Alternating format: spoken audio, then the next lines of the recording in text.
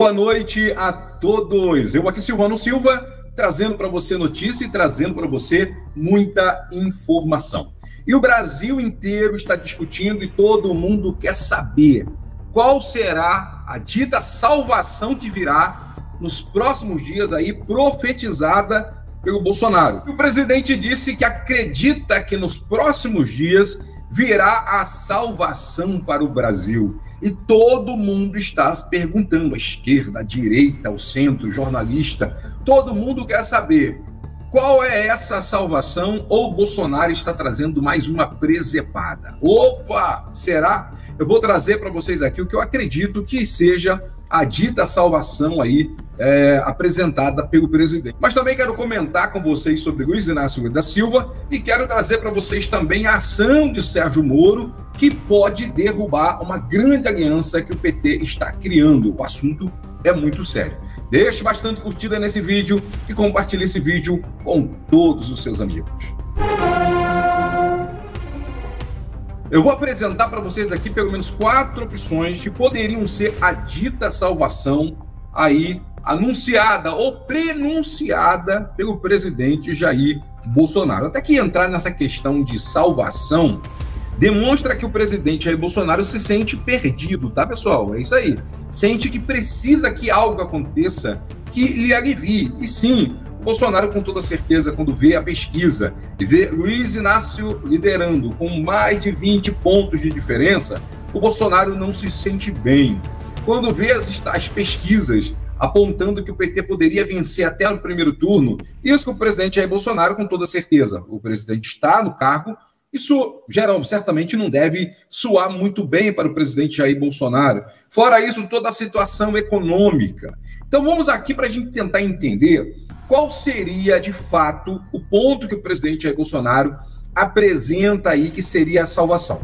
O primeiro ponto que eu quero apresentar para vocês, que muitos acreditam que o presidente Jair Bolsonaro deve apresentar nos próximos dias um pacote econômico para dar uma revitalizada na economia do Brasil. Então, muitos acreditam que o Bolsonaro crê que um pacote de benefícios, de crédito, pode dar uma aquecida na economia e trazer o dito milagre econômico. Então, o Bolsonaro acredita que a salvação para esse momento seria uma mexida na economia. E segundo as estatísticas, né, uma das coisas que mais aumenta a rejeição do presidente Jair Bolsonaro e faz o PT surfar aí na boa é exatamente a situação econômica. E nós vemos aqui nessa pesquisa aqui, ó, dificuldade de pagar as contas explica o mau humor do eleitor com o Bolsonaro. O Bolsonaro sabe dos números, né?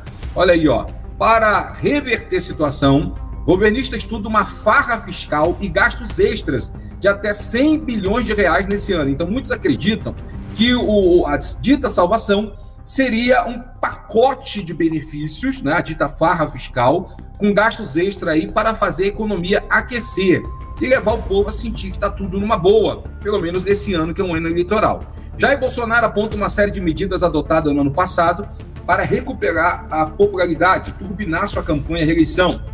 Com a nomeação do pastor presbiteriano André Mendonça para o Supremo Tribunal, o presidente acredita que conquistará o apoio da maioria do eleitorado evangélico. Já com a implantação do Auxílio Brasil, programa de transferência de renda que substitui o Bolsa Família. Ele acha que ganhará terreno entre aqueles que têm renda mensal de 2 a 5 salários mínimos. Até aqui, essas duas iniciativas não renderam os frutos esperados.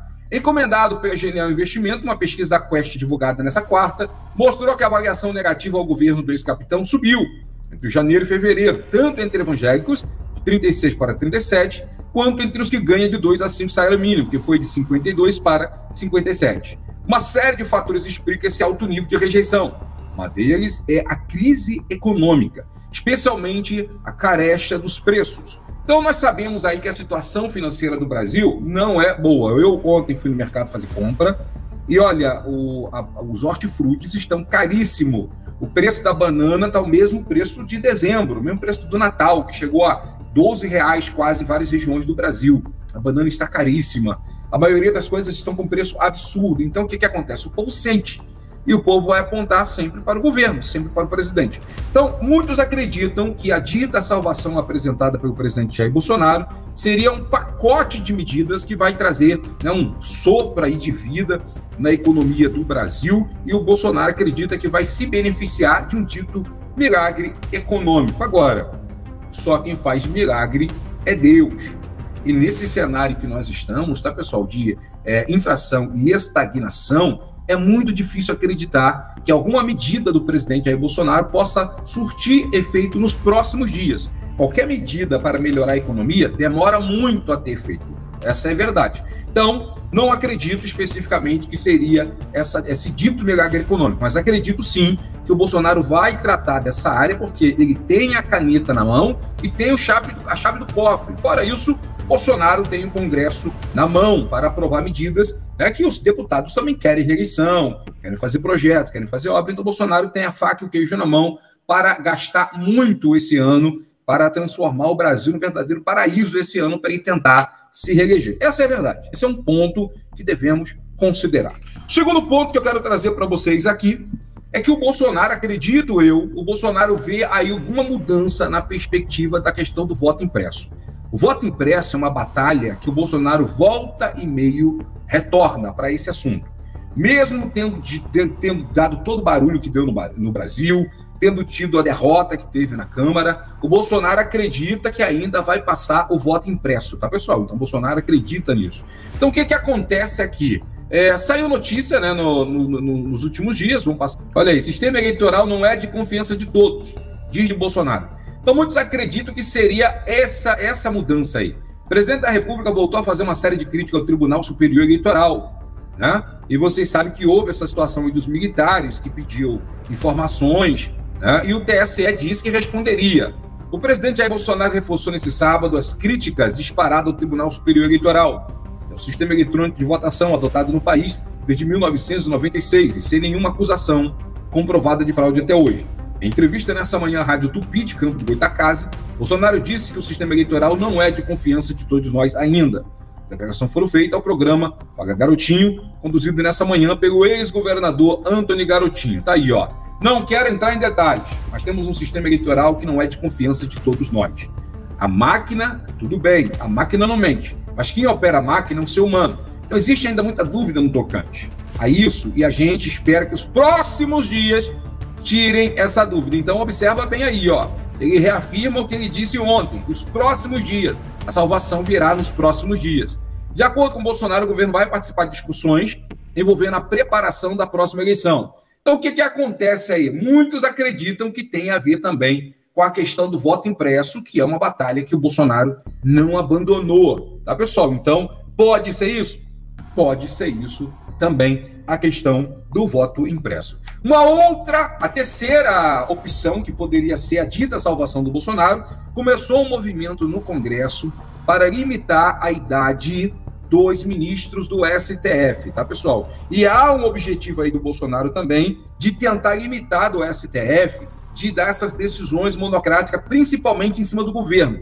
O Bolsonaro, antes de comentar que a salvação viria nos próximos dias, ele comentou que uma pessoa com a caneta, que é a ditadura da toga, ou a ditadura da caneta, seria a mesma coisa que qualquer outra ditadura. Então ele comenta sobre isso e depois ele cita a salvação nos próximos dias, como se o Bolsonaro estivesse referindo ao STF. Então, muito provavelmente, pode estar vindo alguma ação aí também contra o STF, ou para limitar decisões do STF contra o Poder Executivo e contra o Poder Legislativo, como já está vindo aí uma votação para mudar a questão da idade dos ministros do STF, ou seja, para limitar o tempo que o ministro fica no cargo no STF, tá bom? Então pode ser isso? Pode também. Mas agora vamos entrar aqui no ponto que eu acredito que é a base, que acho que o Bolsonaro está aguardando isso aqui, que seria o grande ponto para a virada do presidente Jair Bolsonaro. Acredito que o Bolsonaro foca muito na denúncia feita pelo Hugo Armando Carvajal, o apoio. Como vocês sabem, muitos jornais apoiados pelo presidente Jair Bolsonaro, da base do governo Bolsonaro, têm feito muitas notícias sobre o Hugo Carvajal, e são notícias verdadeiras. A Record já esteve na Espanha, em Madrid, conversando com o Hugo Carvajal, e muito se espera que nos próximos dias venha alguma denúncia específica sobre o PT e sobre o Luiz Inácio Lula da Silva, tá? Agora, o que o Bolsonaro poderia fazer para trazer uma grande virada? O que ele poderia fazer é pressionar o Augusto Aras. O Aras está na mão do Bolsonaro, faz tudo que o Bolsonaro quer, o Augusto Aras, de o Aras mandar uma comitiva até a Espanha para ouvir Hugo Cavarral sobre o que aconteceu entre o PT e Luiz Inácio Lula da Silva. E aí o Aras poderia até mesmo propor uma possibilidade de asilo político para o Hugo Cavarral se ele trouxer as denúncias. Então ele teria que apresentar primeiro as denúncias deveriam ser comprovadas para depois ele ter direito a um acordo, e faria uma delação premiada específica sobre o PT, e o Brasil poderia tentar pleitear para que o Hugo Armando Cavarral ficasse preso no Brasil, tá? Isso aí seria do interesse do Hugo Cavarral, que não quer ser extraditado para os Estados Unidos, mas isso ele teria que entregar todo o esquema do PT. Poderia ser isso? Poderia. Ele se ofereceu para a Itália, ele disse para a Itália, quando foi os procuradores da Itália até a Espanha, ele disse, olha, eu vou trazer o detalhe do Movimento 5 Estrelas, mas eu quero asilo político, é isso que eu quero. Então, a Itália não deu esse asilo político, mas ele denunciou, e as denúncias estão correndo ainda dentro do país. Como também ele denunciou o Podemos da Espanha. Então, acredito que uma das coisas que podem ser, digamos assim, uma carta, que eu disse isso para vocês, uma carta na manga do Bolsonaro, seria a denúncia do Hugo Armando Cavarral. Tá? Porque se o Aras mandar uma comitiva até a Espanha, então ele vai pegar as denúncias e vai nacionalizar, vai trazer para o sistema aqui do Brasil. Então ele pode fazer uma denúncia contra Luiz Inácio Lula da Silva e, dependendo do andamento dessa denúncia, Luiz Inácio Lula da Silva pode ficar fora das próximas eleições, ou até ser preso, tá, pessoal? Ele não será extraditado para os Estados Unidos, isso não tem como acontecer, mas ele pode ser preso no Brasil, com base tanto na denúncia do Hugo Armando Cavarral, como com base nas denúncias dos Estados Unidos. Os Estados Unidos tem uma lista gigantesca de denúncia contra o governo Kirchner, contra o Evo Morales, os Estados Unidos DEA, né, que é o sistema de combate às drogas, pontim, está em cima do Evo Morales e da maioria dos presidentes da América do Sul. E acaba de sair uma informação aqui muito importante, que foi julgado em Miami. Miami e Nova York e Miami são as bases aí onde está tendo muita investigação em cima do pessoal aí da Venezuela, né, que é ligado ao PT. E está aqui, ó, procurador dos Estados Unidos compara o com o ex-ditador, o Noriega. Noriega, que, como vocês lembram, a intervenção feita pelo Bush, né, Bush pai, no Panamá, o Noriega que liderava o país. O julgamento do militar venezuelano aposentado, que deixou as fileiras do chavismo, para denunciar o regime de Maduro, é complicado. Olha aí, ó, Miami. Os promotores federais dos Estados Unidos ratificaram nesta sexta-feira, 11 de fevereiro, ontem, olha aí, ó, a ligação entre o ex-general venezuelano, né, o Codorniz, com o narco Pontim. Segundo informou o jornalista da Associated Press, né, o Joshua Goldman, que trouxe essa denúncia aí. Então tá aqui, ó, segundo a reportagem, os promotores americanos compararam o ex-funcionário chavista ao ex-ditador Noriega, né? Assim como Noriega, o réu ex-militar que abusou de sua posição para participar do tráfico de entorpecente em larga escala, revelou o documento divulgado pelo Tribunal de Nova York. Então, pessoal, Miami, Nova York, estão na dianteira. É de Nova York que vem o pedido de extradição de Hugo Cavarral. Tá aqui, ó, novo. No arquivamento de sexta-feira à noite, os promotores compararam o ex-general, né, ao ditador Noriega. Tá aqui todo o sistema, né, que ele fez. Em 2020, o Departamento de Justiça dos Estados Unidos tornou públicas acusações contra o número 2 do partido no poder, né, o Diosdado Cabello, que é um dos homens mais poderosos do mundo, o vice-presidente responsável pela economia, o Tarek El Al-Sami, o ministro da Defesa, o Vladimir Padrino, e o presidente do Supremo da Venezuela, o tal do Mike Moreno, que é quem lidera o STF da Venezuela, bem como contra o militar aposentado Hugo Cavarral, que os Estados Unidos já pediu a extradição e ofereceu 10 milhões de dólares de recompensa, né, pela captura aí do Hugo Armando Cavarral. Então, o que acontece? Pode ser essa carta na mão aí do Bolsonaro? Pode sim. E olha, se o Aras mandar uma comitiva até a Espanha para ouvir o Hugo Armando Cavarral e tentar propor um acordo, pode vir informações fortíssimas na Espanha, porque o Hugo Cavarral está denunciando, ele está confirmando com documento. Então o assunto é sério, a casa cai de forma total para o PT, com toda certeza. Ok, pessoal? Então deixa essas informações aí. Eu acredito que de todos esses 4 fatores, acredito que Hugo Carvalhal seria o nome que poderia virar o jogo para o Bolsonaro se essas denúncias vierem para o Brasil. Se o Aras for até a Espanha e trouxer essas denúncias para o Brasil. Aí eu acredito que vire o jogo de forma total no Brasil. Mas eu queria comentar com vocês também sobre Luiz Inácio Lula da Silva. Como vocês sabem, Lula lidera as pesquisas no Brasil, mas ele sabe que não é bem assim. Que quando começar as eleições, aí a pancadaria vai começar e o telhado do PT é de vidro. Eu tenho comentado com as pessoas, não se desespere por causa de pesquisa. Pesquisa é fotografia de momento. E o momento agora é um momento que não há batalha direta, que não há ataque direto a todo mundo se estruturando. Mas quando começar as eleições propriamente dito, meu amigo, vai ser uma das eleições mais selvagens da história e o PT deve muito. E não são mentira, são verdade. Então a tendência é o PT cair. Então esse negócio de que o PT vai ganhar no primeiro turno, difícil, hein? Isso aí é só quem pensa aí são os sonháticos, tá? Sonhático petista, mas vão acordar do sono durante o período eleitoral. Eu acredito sim que o PT vá para o segundo turno, eu acredito nisso, mas não vá com essa força toda que estão dizendo por aí.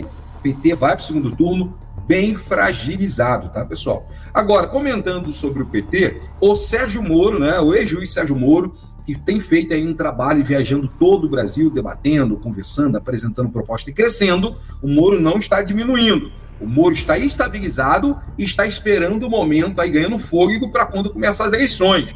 O Moro está em negociações importantes, né, tanto com a União Brasil, que foi a união do PSL com o DEM, que se apoiarem o Sérgio Moro juntamente com o Podemos, o Moro vai ter um tempo de TV forte, vai estar com um partido poderoso por trás. Então, o Moro, sim, Moro pode chegar fortíssimo nas eleições, tá? A briga não está acabada para ninguém. Eu acredito que está no palio esses três aí: Sérgio Moro, Jair Bolsonaro, Lula da Silva. O Ciro Gomes, não acredito que o Ciro Gomes está na corrida. Para mim, o Ciro Gomes está fora da corrida. O Ciro Gomes é uma caricatura, né, que sempre se repete nas eleições, mas ele não tem força, até porque a base do Ciro Gomes é o PT, é a esquerda, né? E a esquerda é dominada, vocês sabem por quê, pelo Barba, né? O Barba domina a esquerda e não tem como sair disso daí. Agora, o Sérgio Moro trouxe aí um prejuízo muito grande para o PT. Sérgio Moro foi para o Espírito Santo e se encontrou com o governador do Espírito Santo, o Casagrande, e isso trouxe muita contrariedade dentro da cúpula do PT. A cúpula do PT não gostou do encontro do Casagrande, governador do Espírito Santo, com Sérgio Moro, viu nisso uma traição, e o PT ficou irado, dizendo que pode nem acontecer mais a federação entre PT, né, e o PSB.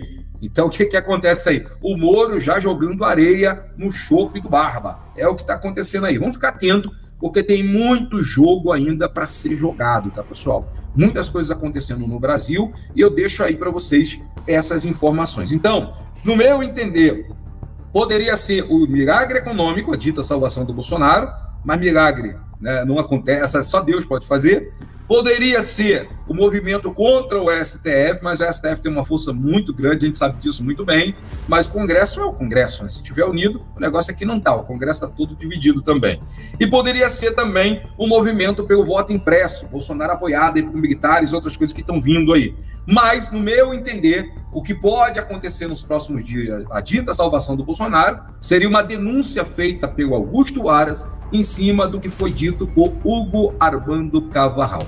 É o meu pensamento sobre essa questão, ok? Obrigado, é o carinho da audiência de todos vocês. Deixe bastante curtida e compartilhe esse vídeo com todos os seus amigos.